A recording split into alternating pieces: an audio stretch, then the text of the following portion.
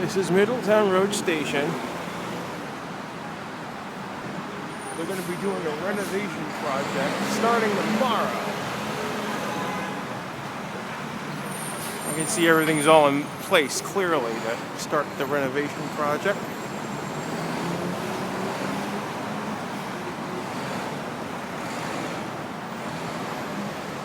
There's going to be a sign over here on the steps that says bicycles are a property. No, that's not the sign I'm looking for. Is it here? Probably upstairs. Let's go upstairs. Last time in like 8 months, be able to go upstairs. Hey, look at this. Yeah.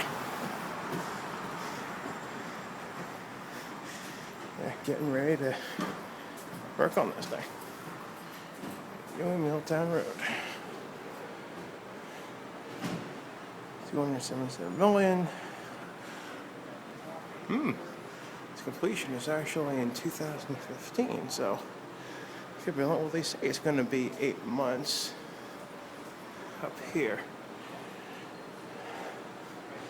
Then after they're done with this one at Castle Hill, they're going to be flipping Beer and Zurich on the 6th line, so there you go.